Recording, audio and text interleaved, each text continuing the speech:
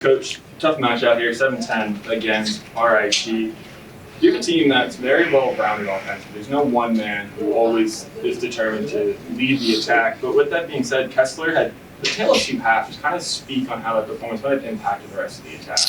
Yeah, I still think we're trying to figure out our lineup. Honestly, offensively, we just got Charlie Johnson back, who's slowly working his way back in, and Kessler's been kind of bouncing back and forth between midfield and attack. So I think we're putting a lot on his plate right now, and sometimes he's put into good positions where he can make plays, and sometimes we're asking a lot of him, more so than we probably need to. So I think we're still trying to figure out our lineup a little bit there. But yeah, I would agree. We're definitely a shared responsibility offense, and he did as much as he could today to contribute. But yeah, I think we're just probably asking a little bit much of him at times, when other guys can maybe do a little bit more.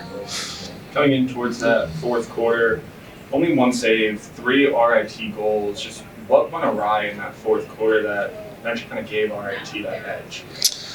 I mean, the third quarter was mayhem. I don't know what actually happened there. I mean, that was about as crazy of a lacrosse segment as I've ever been a part of. I think we had chances just like they did, and they capitalized. And I don't think our shooters were quite as good as theirs were. And give them a ton of credit. We got a lot of shots, but a lot of them didn't even make it to the goal. I thought we hit defensemen. We hit just about everything except the net in the fourth quarter. So.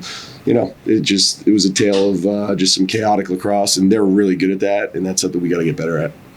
Well, your main face-off man, Goldstein, second among all the teams here in face-off win percentage coming into it. Went 7-15 today, relatively quiet in how he's been this season, but how important was it for you guys to capitalize on his win, as no face-off is easy when you're playing top teams? Yeah, I mean, he's been playing great this entire season. He really stepped up this year.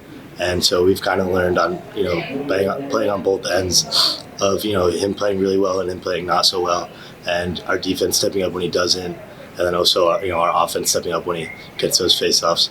So I think when he's getting those wins, we just got to be able to capitalize on those face-offs and score.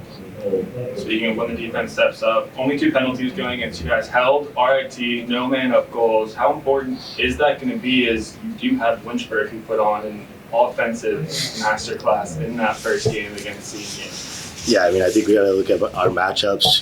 Win the matchups one-on-one, and then know our scheme, know their scheme, and then really just battle it out. I think with our defenders and our personnels, we can really beat or defend anyone in the country, and so we just got to regroup and back at it tomorrow. Coach, like I said, defend anybody. What else is going to be the message going in against the Hornets tomorrow?